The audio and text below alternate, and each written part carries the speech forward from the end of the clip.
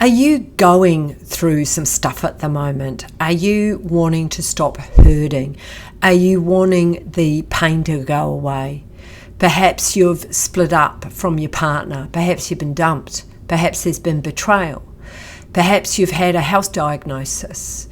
Or maybe somebody close to you has passed. Or so many other losses. So if this is the case for you, I'd really encourage you to stay listening, because I move all of the crap for you to be able to get to a place where you can accept the place that you're in. When you're going through a big change and a loss and grief is here, have you got any control over that? Have you got any control over what's going on in your body and what you're feeling? No, you don't. You actually don't have any control, and it's being able to bring in stillness, quietness, softness, and allow whatever is here to be here. We often want to control, and a way that we live when we're going through something painful is we might suppress, or we might disconnect, or just disengage from your body and from the feelings that you're going through. And I suppose, is that supporting you? Is that helping you?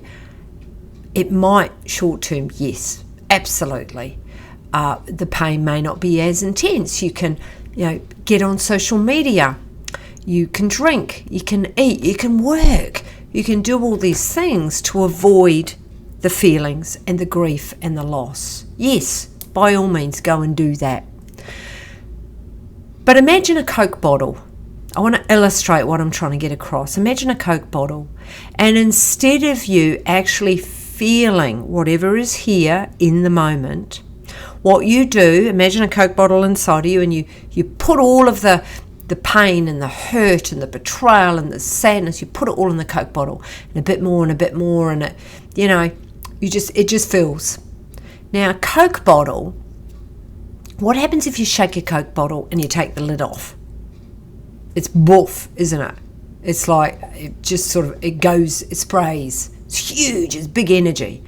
Well, that's exactly what happens when you don't allow yourself to be with the pain. You're not always going to be happy. You're not always going to feel joy. You're not always going to be uplifted. You're not. You're a human, and you have experiences of loss and grief. And so it's knowing how to be with all of that. And the key word here is awareness.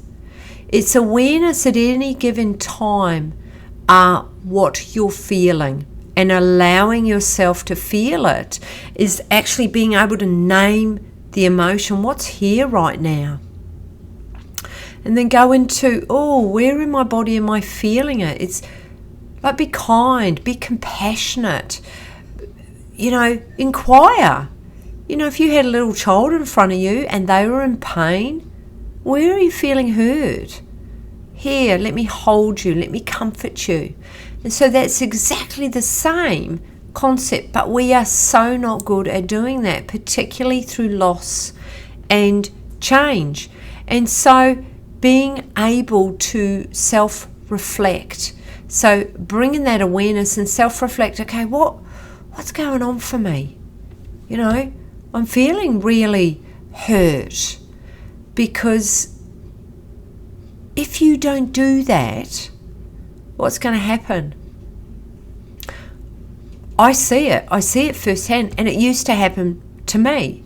I became very numb. I became very disassociated. I lost a sense of my identity. I actually really didn't know who I was. I sort of masked up. Yeah, I'm okay. But long term, it affected me very, very deeply. So if you're going through something big at the moment, allowing yourself the grace, the space, the stillness, to actually be with that. And it's being able to stay connected, with the mind and the body. What we tend to do is just live in the head up and just stay in the head when we've got some big stuff going on. I've got some big stuff going on. And my self-care at the moment, I'm over it. It begins the day with straight away into meditation. Meditation where I get really connected in with my senses. I wake really early. So it's listening. I can hear the birds, the smells. I'm lighting a candle at the moment. In fact, I've got a candle here. Look at this beautiful candle. And it's what I can see, what I can feel, the back of the chair, the ground. It's bringing in my senses, because all we have is our present moment. That is all we have. But with grief, it's allowing ourselves to feel that in the body. My dad has suffered with dementia for the last 8 years, so it's been a really, really long goodbye. And I said goodbye to him 2 years ago. At that stage, he still knew who I was, but over this last 2 years, it's just slowly, if any of you have experienced this, you'd know what I'm talking about. It's heartbreaking to watch a parent, strong, abled, independent, to slowly decline. And then the last 8 days of his life, where he's slowly dying, and no food, no water. But I knew right through that that he would pass on my birthday. And he did. He passed on my birthday. And so, look, my beliefs are he is now free. His spirit can fly free. And I feel him very close to me, and that gives me a lot of comfort. So with grief, it's finding your own beliefs that will comfort you and support you through big times of change. So, if this is speaking to you, my heart really goes out to you. But what was interesting on this day, a few days ago, when he passed, and on my birthday, also I've just put a book out onto the market. It's gone on Kindle, but it's not out. You can buy it on the 3rd of January 2025. Due to sales, it's become a bestseller. So on that day, the different emotions, like bittersweet, and this book I've written is called Inner Wealth, From Pain to Purpose, and it's my memoir, it's my own life story. And really the whole book is around grief and loss, and what I have done to be able to move through that, to find myself, my own authentic self, and come from a place of purpose. So isn't it ironic that my life's work, bestseller on my birthday, and my father passes on that day? So there's no mistakes. We are all supported. We are all guided. You couldn't even plan that or work that out if you tried. There are so many bigger powers at play, and that is what gives me comfort. But moment by moment, I am very aware of what I'm feeling, and when sadness is visiting and the grief is coming in, to be with that. I've reduced my workload and taking time off to just be with that. So if this is speaking to you, the key is awareness. And do you numb down? Do you self-reject? Do you ignore yourself? Do you disassociate? Do you suppress? And if any of those answers are yes, ask yourself why you do it. What are you avoiding? What are you scared of?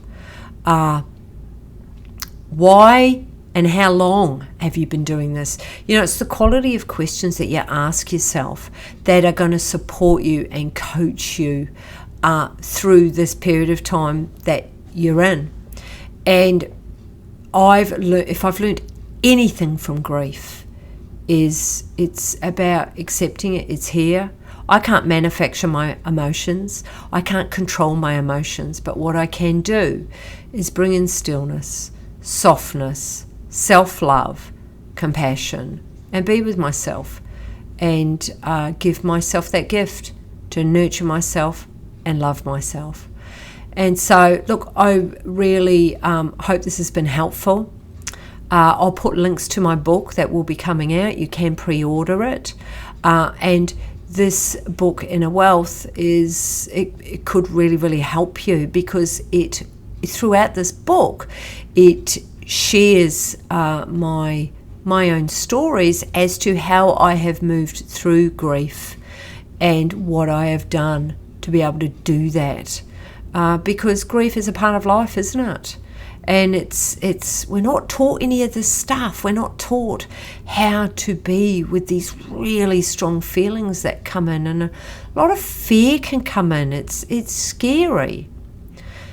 But like I always say, we come from fear or we come from love. So a question that I would like to leave you with is, are you coming from fear or coming from love? And when we come from love, we live above the line. And when we come from fear, we go below the line.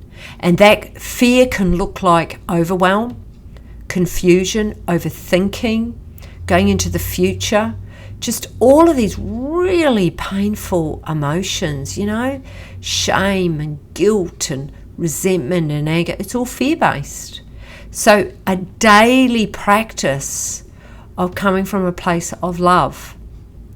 And what can I do? It is a mindset shift, but also if you have a belief system around something bigger, that also can be hugely helpful.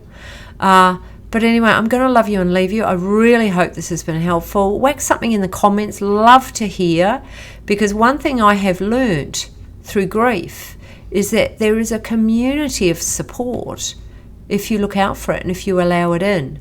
But when we are in grief, we're often in fear and we shut down and we close our hearts.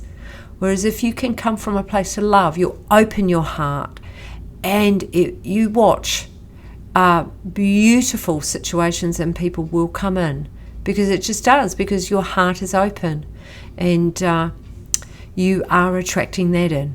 Anyway, on that note, I'll see you next time.